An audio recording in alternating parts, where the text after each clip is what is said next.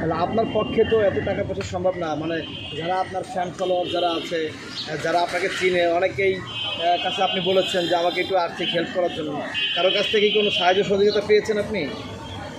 মানে কিছু মানুষ কল দিয়েছে এবং হচ্ছে প্রবাস থেকে বেশি কল দিচ্ছে, তারা বলছে যে আর কি পাঠান, আমার মানে আসেন পাঠাবে। আচ্ছা, তার মানে আপনার এইটা মানে বাংলাদেশে অপারেশন কয়বার হয়েছে? এখানে হচ্ছে আপনার 3বার হয়েছে। মানে অলরেডি 3বার অপারেশন কমপ্লিট।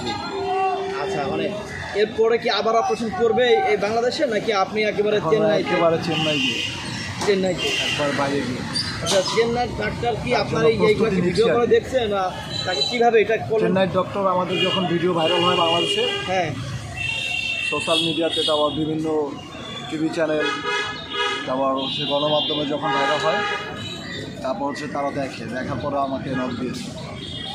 তাদের সহকারীর মাধ্যমে আমার সাথে যোগাযোগ করে তারা আমার সাথে অ্যাড দিচ্ছে চেন্নাই ডক্টর বিশ্বজিৎ এমজিএম হসপিটালে। তখনই তো যাইতে পারতেন, এত পরে কেন? আগে গেলে পরে জিনিসটা আরও সহজ হতো না?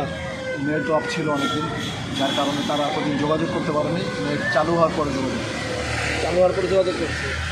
যাক, এখন আসলে আপনার যে আর্থিক যে হেল্পটা, এই হেল্পটা আসলে মানুষ আপনাকে কীভাবে করবে? আসলে আমাদের এই ভিডিওর মাধ্যমে বা আপনার নাম্বারটা যদি সরাসরি আপনি বলে দিতেন, তাও অনেকটা অনেকে। হ্যাঁ, আমার নাম্বার হচ্ছে বিকাশ পার্সোনাল নাম্বার, এবং হচ্ছে যদি কারো ব্যাঙ্ক অ্যাকাউন্ট লাগে, প্রবাসী ভাইয়েরা এবং বাংলাদেশি যারা রয়েছেন তাদেরকে হচ্ছে তারা আমার এই নাম্বারে কল দিয়ে শিওর হয়ে তারপর আপনারা পাঠাতে পারেন। আপনার নাম্বারটা একটু বলে দেন।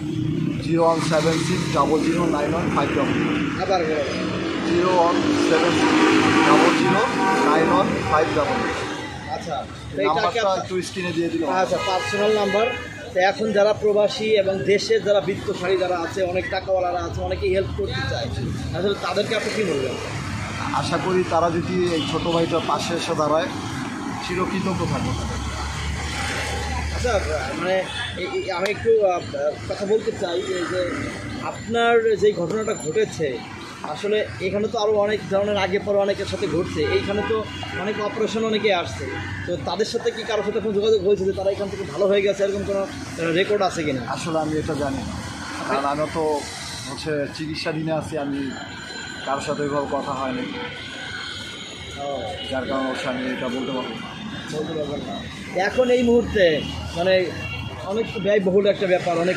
তবে আমি এইটুকু জানি যে এখানে অনেকেই বলছে যে বাংলাদেশে এটা হচ্ছে পুরুষের সর্বোচ্চ গুরুত্বপূর্ণ একটা জিনিস, একদম নরম টিস্যুর মতো একটা জিনিস।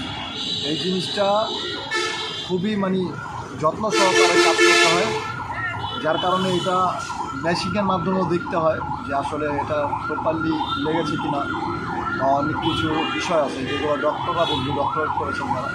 আসলে আমি এত কিছু বুঝি না।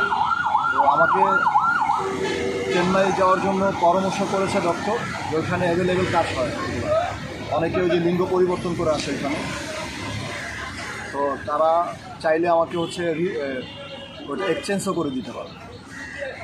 যে কাটা অংশটা আছে ওটা এক্সচেঞ্জ করে, ধরেন আরেকজনের হচ্ছে আছে, অনেকে লিঙ্গ পরিবর্তন করে আসে, যদি রক্তের সাথে গ্রুপ মিলে যায় তারা হচ্ছে মানে ওইটা লাগিয়ে দিতে পারে, ওইটা পারফেক্টলি কাজ করবে।